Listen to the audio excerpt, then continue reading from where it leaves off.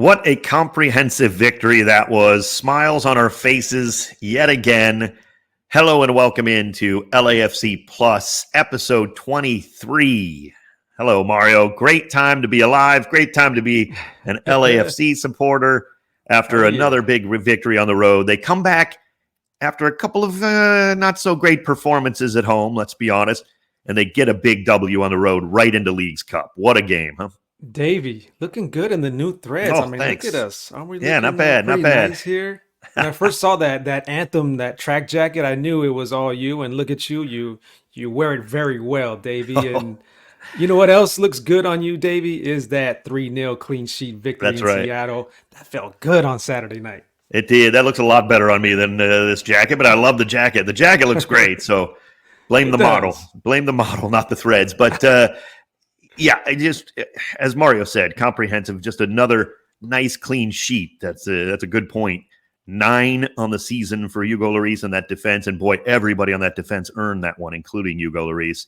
Sergi Palencia, big save off the line late. This was when the game was done, right? Essentially, the game's over. They're going to win, but they were fighting tooth and nail for that 9th shutout. They wanted it badly once the game was not in doubt. Clean sheet for sure. Yeah.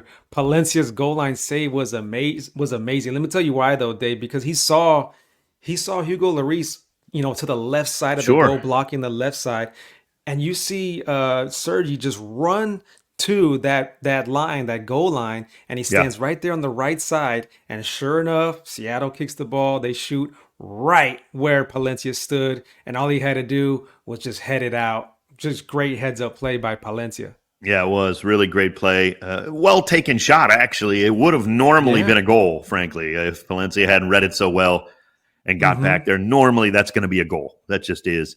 There's nothing Lloris was going to be able to do about that, but Palencia read it and made the play. I agree. There was a save, a couple of minutes or a couple moments even. I don't even know if it was a few minutes, but in stoppage time, Lloris made a paw save, got the big paw up, and it was an incredible save. And it in fact, even I said right hand, but it was actually his left hand was so fast and got down and got it. The TV announcer thought it might have even gone off the post. It was hit so hard, and yet it didn't. He made the save. Great reflection save, and he was a little blinded too by I think it was one of his own defenders, I believe it was. But there's a lot of traffic. Yeah, there's a lot of traffic, and the ball was like right here towards his face, and he just put his hands up, just reflex save. It was great. Yeah, and normally one of those is going to go in, especially at some point. It's just, even though you're going to win the game, again, it's hard to get clean sheets in this league. It's hard to get clean sheets anywhere and anytime, unless you're one of those dominant, Man City, Real Madrid type teams against the lower level teams of your Premier League or La Liga, who just cannot hang with those teams. So it's hard to get clean sheets in this league. And for him to get that one and that defense to play so well on the road, Mario, thing that you brought up, and you made a good point of putting it in our pregame, and it kind of really alerted me, because I know we've had success against Seattle lately. So I was going to go in and try to see how long is, what's the streak? Are we winning a lot of? Has there been a lot of draws? Because sometimes you forget about this stuff. You got playoffs, you got Leagues Cup now, you got other, and we have not lost to Seattle in 2.5 years. It's almost been 3 years. Wow. 2021 is the last time LAFC lost to Seattle. Now, again, the games have been good, tight. I mean, obviously, that's a tough team. We beat them in the playoffs there last season on the turf, but it was a 1-0 nip and tuck game. Could have gone either way, really. I mean, both teams played well, but to get that shutout again in Seattle now and clean sweep of the season series, wow. And a big win because month from now, exactly. These two teams, they got to run it back again in a very, very huge semifinal match in the U.S. Open Cup. So that's going to be a good one there. And if LAFC do win that one, what happens? LAFC do host that U.S. Open Cup final at BMO Stadium in front of the LAFC fans, a chance to raise another trophy if they do win that match in Seattle. Now, it's not going to be at Lumen Field, right? It's going to be at the training facility, their training complex. Yeah, Starfire. They actually have, I think it's a few thousand seats, so it's not like a training complex where it's just people standing around. They have, bleachers, seating, whatever. So it will be certainly a Seattle crowd. I'm sure some LAFC 3252 will make the trip up as well, which they always do and did on Saturday, and they were great. But yeah, certainly it'll be a tough place to go, right? Yeah, there's the 32-52. Can they put them any further in Lumen Field? Yeah. I mean, look how high and how far they are from the action. But you know what? It didn't matter because we still heard them on the broadcast. We still heard them loud and clear. A lot of reasons to celebrate for them. So what a night. I mean, those away games have to be so much fun for the 32-52 that go out there and just support LAFC. And the LAFC players also feel it because after the match, they're always clapping up and they're always pointing at them and showing the love right back. Well, if you did hear the radio broadcast here that we had on 710 ESPN and ESPN LA app, there was a specific play that turned it into a 32-52 crowd only for the rest of the night, essentially. Now, the first goal, the Denis Bouanga PK, a legitimate PK, Nuhu kind of an unfortunate break where he falls on the ball in a scramble, but LAFC put a tremendous pressure on through Omar Campos on that play and really set up nicely, and Nathan Ordaz was digging in there, really kind of forced the handball, an inadvertent handball nonetheless, but it was clearly a penalty, and VAR made the right call on that. So Denis buries that. Now the Sounders crowd was still in it, right? It's 1-0. Okay, tough break. We fell on a ball. It happens. But this is the play that essentially broke the back of that Sounders crowd early still. It was only the 26th minute. Here's Eduardo Tuesto. He'll have the in-swinging right foot, so he can lay it in there. Here he comes. Drops the arm. Sends it in. Towards the 6. Fry comes out. He doesn't get there. It's the top of the area. Bogusz back in and in. Matty Bogusz has scored from 22. It's 2-0 LAFC. Oh, what a finish from Bogusz on the poor clearance by the Sounders. And you can hear the 32-52 even in Lumen Field. Jump for LA Football Club. Ole! Ole! What a goal from Matty Bogusz. Cleared out to the top of the area. He took it out of the air and found the side netting on the far side. From 22 yards out, what a finish from Bogusz. Wow, not an easy shot there, Dave, either. He hit that in the air on the volley perfectly right where he wanted to place it. Amazing goal from Matty Bogusz. Another one from Matty. See, now you mentioned right where he wanted to place it. That's a very good point, and I'll tell you why. It bounced just before going in, before the goal line. He can't hit that too hard.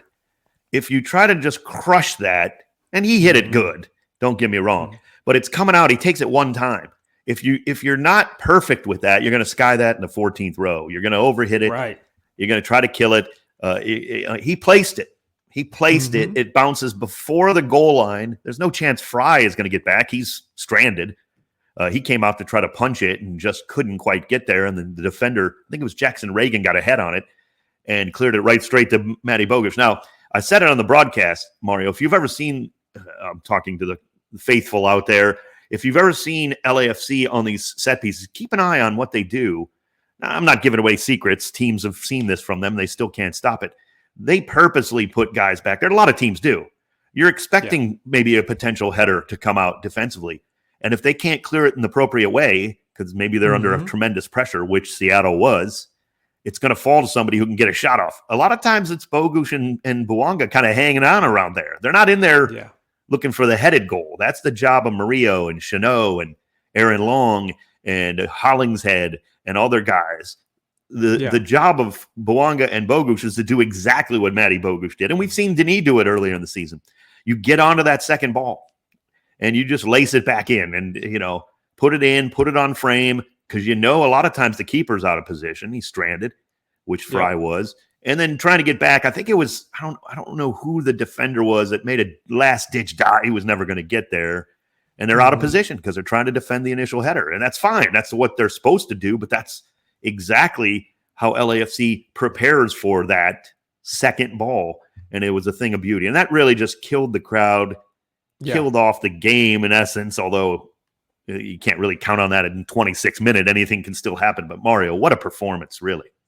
Yeah, and Denis wasn't done. You could tell he wanted to get another goal, and he did. And his goal was a beautiful goal because of the through ball from Kai Kamara, just to lead Denis in stride straight to the goal, and Denis with the finish, of course. So that's now 3 goal contributions from Denis and Bouanga on that night. So they're unbeaten when LAFC get a goal from Bouanga. LAFC is unbeaten. So yeah, same thing with Bogusz when they get a goal or assist. Yeah, when either one of those get a goal or an assist in a match, they're unbeaten.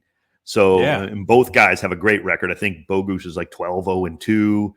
Bouanga's is like 13-0-1, something along those lines, where they just, you can't touch us. If either one of those guys gets a goal or an assist, a lot of times they're doing it on the same match, so it's not just one, right? A lot of times it's Bouanga getting 2 goals and an assist, Bogusz gets a goal and 2 assists, So it's just been tremendous. What now? Bogusz 13, Bouanga 16, and 29 goals from 2 guys. That's just... And he was so close to getting that hat trick too. He would have been in the lead for the most goals in MLS, but just didn't come. But great save from Stephen Fry. Yeah, that's where duo right there. I think the turf bit him on that one because his first touch away from the defenders on that breakaway, Kamara found him again. He was wide open. His first, maybe it was his second touch. It kind of skirted on the turf a little, and that does happen occasionally. And it got a little too far ahead of him, and that allowed Fry to come out and make a big save. I think Denis would have finished that. I was able to talk to Maxime Chanot about that turf yesterday, and he was talking about how tough it is to play not only that tough Seattle team, but that turf is very, very hard to play on. But he had really real aspirations for Supporters Shield with this particular group right now, and I believe him. Absolutely. Look, I mean, the Supporters Shield, as Mario talks about, it's going to be difficult because Inter Miami keep winning, whether Messi's out there or not. I mean, they're just FC Cincinnati's come back to the pack a little bit, though. That's the thing. You have to keep your head about you because teams look, LAFC only got 1 point out of 2 home matches in the last week. That's not good, right? That's not ideal because you have to win your home matches. They only got a draw out of 2. That could have been a big stumble if they let it continue here in Seattle, right? If you go up there, you're hanging your head, you don't get the job done, maybe you get a draw. Most of the time, you might even lose that match if you're not careful. Then you're starting to think like, right after this great long unbeaten streak, now we can't get but no. Right before Leagues Cup, Mario, they put the hammer down, and that means you are in the race for the Supporter Shield. That it just does because. And Steve knows how important that win in Seattle was to stay right there in the mix with all the top teams in the West. And LAFC also has 2 games in hand on the Galaxy, so I think LAFC is in a very, very good spot right now. And here's Steve Cherundolo talking about just that after that match against RSL. Against Seattle. At this point in the season, you can start to look at the table, maintaining and keeping pace with the teams at the top of the table is very important before we can hopefully in the transfer window make some improvements in our roster and get some rest. I think that's really important before the sprint the last third of the season arrives at the end of August. So very important signal also to the others that we're still there. And you can also hear the reggaeton music in the background from the locker room of LAFC. I heard the beats bumping in the back, so it was a party after the game. I just noticed that right now as we played that back. That is funny. Yeah, and we're not telling tales out of school here. He just said it. Hopefully, the words were hopefully make improvements to the roster, right? Years go up, right? Yeah. We know Olivier Giroud is an improvement to the roster. He's a great player, so we know that one's coming. There was an S on the end of word improvements there from Steve Cherundolo. So let's just say that who knows, right? We know Steve and John Thorrington and his staff obviously are working hard to try to see any type of improvements they can build upon, some more depth.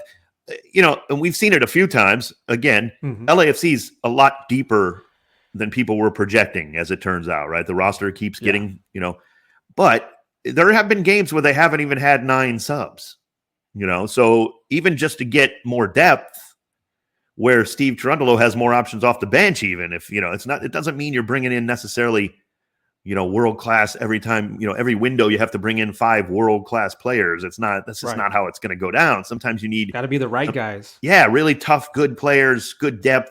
Because again, we only had 8 subs available. You're allowed to have 9. So I know you can always just add youngsters and things like that, but you can't, that's not unlimited in MLS. There are only a certain amount of times you can do that with LAFC too, the short-term loans. So guys get hurt, they get suspended, they get, injured, they miss games.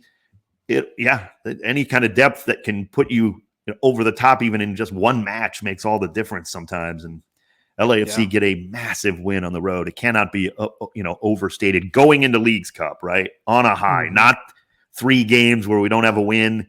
If you stumbled into Seattle, it would be like, all the questions still lingering. You got a month to wait till your next game against Vancouver in MLS play.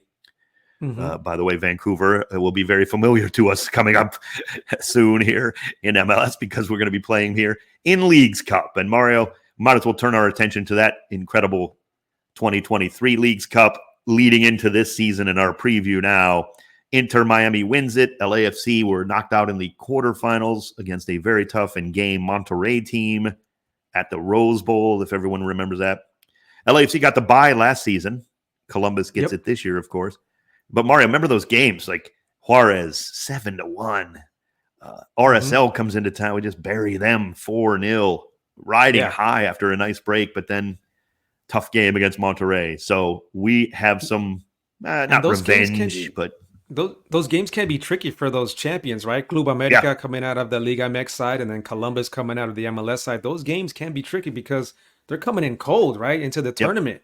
And they're coming in cold to a knockout game, like right away. Yeah, absolutely. So they got to be ready to go. I mean, it could be an advantage, because you got the rest, but can also be a disadvantage to where you got to be ready to play right away because it's a knockout, do or die. Somebody's got to go home in that first match. So true. And it's kind of the case where, you're a good team. That's why you got the bye. Obviously, you're a great team, frankly, and so is Columbus. Now, so we weren't worried about LAFC being good enough. But it's like you say, you stumble, you have a bad half, you get a bad PK called against you, and all of a sudden you only play one match in a month plus because you're done. Not in rhythm. Other teams might be in rhythm. Yeah, here's the thing about the Leagues Cup, Mario. It leads us into, I think, an interesting point because you get the 2 matches, right? Unless you're Columbus or Club America. Right. So you're going to get the 2 matches. That's fine. But they are kind of, pretty quick, right? Yeah. If you don't advance in this tournament, I know people say, well, it's a good rest. Well, that's a long time. Oh, yeah. Right? That breaks rhythm. I know 1, 2, you can 3, get guys. That's what it is for a lot of players, for a lot of teams if they don't advance out of that group stage, because it is that big chunk of time where, some teams don't get a lot of time off. So, yeah. Now, I mean, again, LAFC made a quarterfinal run, so it wasn't like they had a huge amount of rest from it. So they took advantage of the little bit of rest and made a nice run, obviously, all the way to the Western Conference Final and MLS Cup Final. But if your team gets dumped right away, let's say you even have the first 2 matches of your group. So remember now, there's 3 teams in every group, in case you're wondering. So you have to play the other 2. So one team gets the first 2 quick matches. And they're done. And if they lose, if you're out, you could be done within a week, not even. And you're sitting out for essentially a month. That can be trouble potentially. It's nice to get some rest every now and again, but too much rest can be a problem in the middle of the season. I think there is a motivation and an advantage to, only one team can win this thing, right? I get it. So the odds of any one team winning are not great. There's 48 teams compare, or however many number they're competing here, 47. So it's not going to be easy. It's difficult. You're probably not going to win any one team. You got to get games in. You got to keep winning these games and playing well against good teams to just get the games in too. I mean, that is important, I think. That's why it was so important for LAFC to get that win in Seattle, right? And I think Steve Cherundolo, he knew that too, because I talked to him before that match, and he said we got to get a positive result in Seattle just for the morale and for building rhythm to go into Leagues Cup. Now, that 3-0 victory, I mean, I don't even think Steve Cherundolo expected that dominant win like that. So what a way to go flying high right into Leagues Cup. Yeah, let's look at the Leagues Cup here, and let's take a good look at how this plays out. Of course, we talked about it, 3 teams per group. Columbus and Club America as campeones, they get a bye out of these group stages. So they're right into the knockouts. Now, the knockouts are 32 teams because 2 teams get out of these 3-team groups. So your odds are pretty good to at least advance. You still got to take care of business.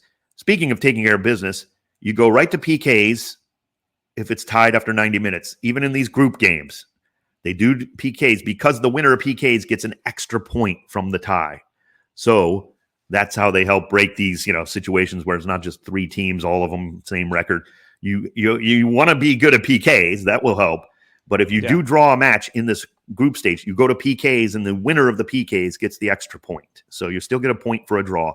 3 points for a win, of course, massive. I mean, you pick up a win out of your 2 games, you're probably, you're probably going through realistically. So Mario, let's break these groups. Let's start in the East, if you will, or the other side of the bracket away from LAFC. Some interesting groups: Cincinnati, New York City, and Querétaro.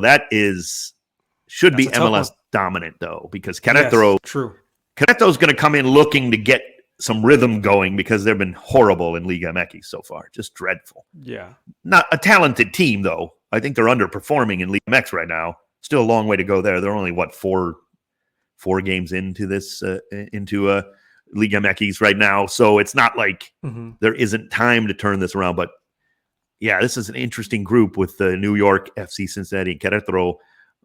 Other groups maybe around there. As good as Cincinnati is, though, Dave, they're not riding high. They're not flying high like LAFC is. They can use a run. They lost 3 in a row, so they do have Lucho Acosta there, who's very talented. But yeah, they're not really on a good streak right now. So heading into I agree. Leagues Cup, they need to turn it around a little bit.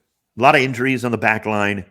Long term, Matt Miazga, Nick Hagland, Miles Robinson recently suffering a red card, so he had to miss another match. They struggled. So, yeah, it might behoove Cincinnati to kind of figure things out with these 2 games, at least, even if you're not 100% sure how you are going in. There's some other groups that, I'm not super giddy about. I love these matches. I'll watch them all. But like Orlando City, Atletico San Luis, and Montreal, okay, good luck. I don't know who's going to come out. Who knows who's going to. This group obviously highlights an awful lot here, but we don't know about Messi with the injury. It's Tigres, Puebla, Inter Miami, and East 3. Defending champs, but where's Messi? You know what I mean? In the sense of where is he health-wise? Yeah, where is he? But where's Miami? Miami's still supporter shield leaders right now, and they've been winning without Messi. So, I mean, obviously not having Messi in Leagues Cup is a blow for Leagues Cup, the tournament, of course, and for the team, Inter Miami.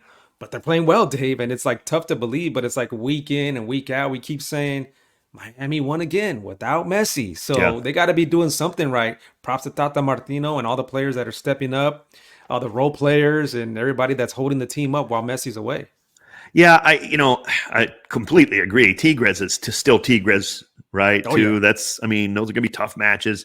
Puebla is the kind of team of that Inter Miami team. They hear about Inter Miami. They see about Inter Miami all over. They're a big team in MLS and one of the, the most popular teams, obviously, because Messi's there. So you these Mexican teams want a piece of that Inter Miami. They're going to be coming for them as the reigning champs of Leagues Cup. Yeah, all I have to say is good luck to Puebla. You're going to probably not be here very long. Philadelphia Union, Charlotte, and Cruz Azul make up East 4. Interesting. I like Cruz Azul, obviously playing, tough team. I mean, well, we'll see Kevin Sullivan, the 14-year-old in Leagues Cup. Good point. That'd be kind of cool. Yeah, and Philly's kind of turning a little bit of a corner here, maybe. So they have some momentum kind of shifting, and they can use this tournament maybe to make a run to even further their MLS momentum, because they had struggled, no question, and now they're kind of turning it around a bit. Same thing with New England in a group with Nashville and Mazatlan. This might be, for my money, the worst group of all, if I'm being honest. Yeah. I don't mean matchup-wise. I just mean these teams are not very good. So that's going to be a group to keep an eye on, I guess, that anybody could get out of that one. I like Nashville coming out of E5 for sure.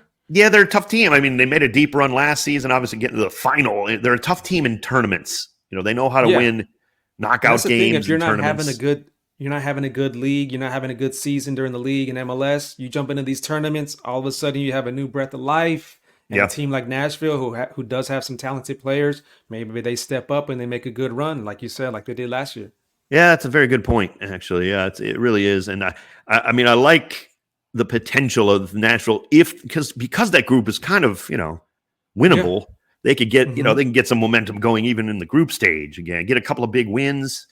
But any one of those teams could win the group or fall flat on their face. That's my point. Like, you don't know. Dave. I like how you put that. Yeah, any one of these could just be the worst team in the tournament or win the group flying around, so that might be fun in that sense. At least Mazatlan has to feel like, hey, we got a shot here. We're not playing well right now, but even we can pull off, some of this. So Pachuca, Red Bulls, and Toronto FC in East 6. I mean, a lot of big names, a lot of big talent in that group. Pachuca, of course, I don't care how they're playing in Liga MX. They're still, it's maybe a little sluggish start, but come on. They're Pachuca. They got a loaded roster. They'll be fine. Atlanta United, Santos Laguna, who's struggling, and DC United. That's another group that's up for grabs there. I think all three teams have to feel like that. Yeah, they could really maybe do some damage, getting out of the group at least. I don't think any of those three are a real threat currently. I mean, Atlanta United maybe could go make a little run, but not a big. The western side of the bracket, if you will. Oof. Some groups here, man. Let's take a look. Yeah. West 1, which actually will have a lot to do with LAFC, by the way. That's right. Monterrey, Pumas, and Austin. Oof. Austin feels like the sacrificial lamb here, Mario. I don't know how they're going to get out of that group. They are tough to play at home, though. But Monterrey, Pumas are some tough teams. But maybe Austin have that home field advantage. Maybe they're going to have to use that. They're going to need that. Yeah, it's a good point you bring up. We want to talk about that, though. Monterrey does have privileges to stay in the state of Texas. Now, they'll still be playing at Austin FC's home stadium, but they don't have to travel much. Club America, as the Liga MX champion in this tournament, number 1 ranked, they can stay in the state of California. They picked that all the way through the semis. Yeah. So they have that rank. They did this for the top 4 Liga MX teams. That way they don't have to, constantly be bopping around the entire country. Obviously, we live in a large nation here. So that'll be Chivas, big for Club America because we know how many fans they have here in LA. So for them to pick California is a great choice for them to be their base here. And they already know where they're playing their first knockout game. They don't know the opponent, obviously, but they're already through to the knockouts that will be at Snapdragon Stadium, the home of San Diego FC down there on August 9th. So that's already been set. Yeah, so they have a real advantage of we don't even have to wait to see where we're playing and who. Yeah, you got to wait to see who you're playing, of course, but they'll have a real opportunity to kind of settle in and be in California. Not a lot of travel there for them, and just like Mario said, just fans everywhere, obviously in the great state. So here in California, it's obviously Club America is massive. So yeah, that's a big advantage. West 2 is a very intriguing group. We were talking about this one before. Yeah. Chivas, San Jose Earthquakes, Galaxy. Yeah, that's going to be, for the neutral observer even, you're going to keep your eyes on all of those matches, really, at this point. I mean, this could go any way, I guess, with San Jose maybe playing a bit of a spoiler if they can work out a result, and get the PKs even. Who knows? You get that extra point in PKs, that could even be enough in this group in one match. So you can't really afford to have a bad game in this group. And Galaxy are feeling good about their chances the way they're playing this year. And they're leading the West, so they're going to be very dangerous and a threat to win, the League's Cup as well. One of the top teams. Yeah, and I agree. I'm not just saying this because it's a rivalry or anything. Obviously, Galaxy could struggle here. I mean, Chivas is no joke. Even at Dignity Health Sports Park, is that even going to be a home game realistically? Right. I mean, Chivas is, it's the Lakers, Dodgers, and Chivas in LA that have as much support as anybody outside of LAFC and LA Galaxy, right? So, in terms of even, world football, oh my gosh, Chivas, one of the biggest clubs in the world. So it's not going to be easy. We know how that is. It's just, they are going to have support. It's going to be a tough group, no doubt. I don't care where they're playing. West 3 is Dallas, St. Louis City, and Juarez. This one rivals that other group as maybe the worst up there. It was a toss-up just in the way teams are playing. Now, FC Dallas, kind of little momentum building here under their interim head coach. Juarez is a mess. St. Louis City's a mess. It might be a good opportunity to see some players for them to kind of step up, get a little momentum going yourselves. But, yeah, I mean, good luck to all of them. I don't think any of those teams are going to be a real threat going forward. Toluca, Sporting Kansas City, and Chicago Fire in West 4. It's not really lighting my fire here. I don't know. Toluca, I mean, are you really all that jazzed about playing Sporting KC and Chicago? I guess playing Chicago Fire, okay, interesting maybe. But what are you seeing out of these, Mario? These last couple of groups? Yeah, that's a tough one. That one, those last two groups, I mean, those are up for grabs right there. Yep. But, good chances for each one of those clubs. Like I said, they might not be performing well at the moment in their leagues, but hey, when you jump into these tournaments, this is a breath of fresh air for them. A little motivation, you get a result.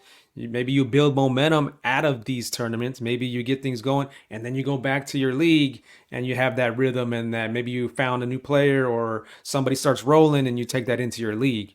But yeah, either one of these teams can make it out of this group. Yeah, a couple of really intriguing groups, tough groups coming up in the West. We'll go with West 5, Leon, Timbers, and Rapids.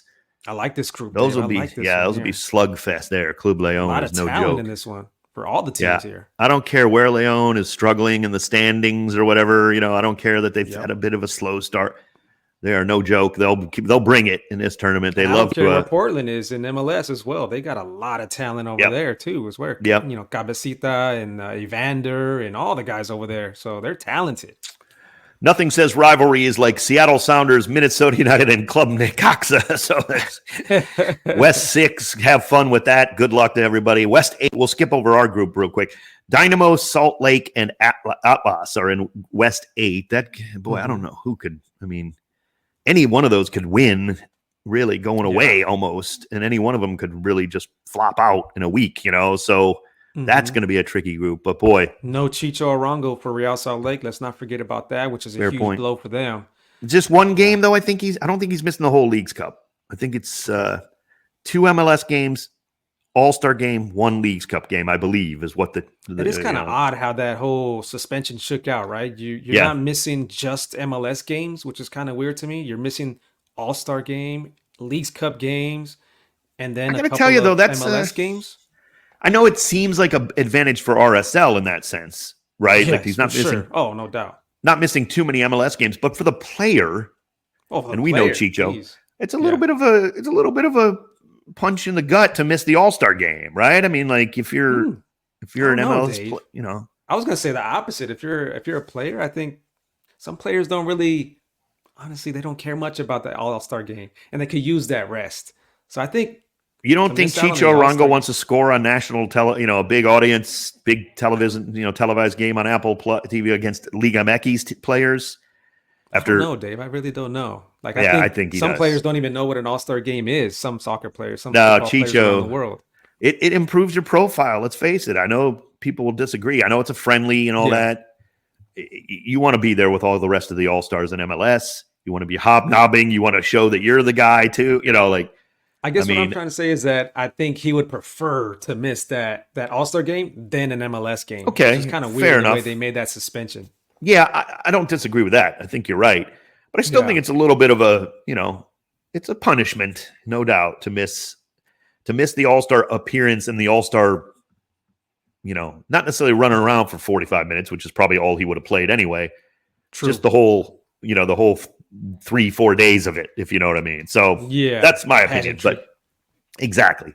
Now, again, you're right. It's more important to miss the MLS games than the Leagues Cup game, and so that could really hurt them, no doubt.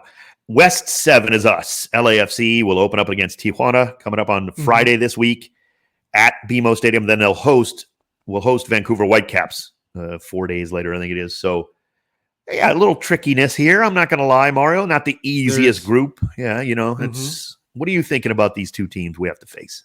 I mean, we know Vancouver, they always come to play against LAFC, whether it's home or away. They're always a tough team. Yeah. And then you have Club Tijuana, who have some talented players. We know Reynoso from his his days with playing at MLS. And they also have Joe Corona over there, Domingo Blanco, former Galaxy player Efrain Alvarez is over there as well. So a lot of good players on that Tijuana team, and they're very, very close, to home as well. So they can just make that 1.5-2 hour drive down to BMO Stadium if they want to have some fans here. I'm pretty sure they will have a good group of fans here too. And we remember how Emmanuel Reynoso used to, play us tough with Minnesota, no doubt. So yes, we all know how talented he is, no doubt. Jesus Vega's there. They got some talent. I mean, they got Reynoso is not to be messed with. I know that didn't end well in Minnesota, just the way it kind of shook out, but he's not a guy you want to keep your eyes off of if you're playing against Tijuana dangerous in this. Player. Yeah, dangerous player. Any of these teams could have a nice little run here. It is about groups West 1 and 2 in the knockout stages, right? So that's who you'll kind of be matched up with potentially in the first couple of knockout possibilities 1 and 2, there. That means Galaxy, Chivas in 2, and maybe Monterrey, Pumas in 1. Oof. So those are some tough teams in the next round. Dave. Yeah, exactly. This is not FC Juarez waiting for us. You know what I mean? Potential like last derby season. match there with Galaxy, maybe that would be sweet too. This is not FC Juarez waiting for us. I'm sorry, Juarez, but that was almost like another bye last year after the first bye, getting it through that. So officially, the winner of our group will take on the second place of W1, which is the Monterrey Pumas Austin group, in the first knockout game. Remember, Monterrey has the advantage of home. In that LAFC could have to go to Texas there if you win your group, but Monterrey stumbles a bit, right? So they still have the advantage of the home thing. Now, if you win or if you come in second in W7, Group 7, you'll actually take on the winner of that W1, Group West 1. So we know that if you get out of your group, LAFC likely will. Let's be realistic. Monterrey and Pumas, one or the other, likely awaits. So not an easy ride here, Mario, for this Leagues Cup. It's going to be fun. It's going to be fun, and we know exactly how important trophies are for LAFC. Now, it's going to be sweet if LAFC do get a chance to raise the Leagues Cup trophy in 2024. But also, Dave, there's 3 spots potentially available to jump into the Conca Champions also on the line here in this Leagues Cup tournament. So those are huge. We know LAFC really, really want to be into that Conca Champions. So 3 spots available in this Leagues Cup. Let's see. Yeah, no doubt. One of those spots. Perfect way to end that. That's a great point. Got to go after it in this tournament. Go out and get it done. It's great competition. I love it. I know it was a huge success. It turned out, I thought it was way better than people were expecting, honestly, last season. Oh, it was so good. Everybody was into it on both leagues, both sides, on the MLS side, on the Liga MX side. Yeah. Both teams were into it. It was passionate. It was great. It was a great start to this tournament, and it's going to only continue in this one. And dare I say, look, of course you want Messi healthy. No question. Yeah. I mean, as soon as he can get back healthy. But I think it's going to be huge with or without. I have to say that. I really do. These matchups, everybody wants to see these things. I'm sorry. And Inter Miami, as Mario said earlier, remember, is playing great football too, the defending champs. So somebody's going to want to knock them off, no doubt about it. We've got Tijuana coming up on Friday. By the way, you can hear it on the home of LAFC, ESPN LA 710, and the ESPN LA app. We'll have a longer pregame. Kickoff's around 8 o'clock. We have a pregame up beginning at 7 p.m. Pacific. So you can join us throughout the country if you want to listen on the ESPN LA app, or if you're in LA area, on the radio, ESPN LA 710. Mario, great stuff. Want to say congratulations to our 20th episode contest winner. That finished up last week.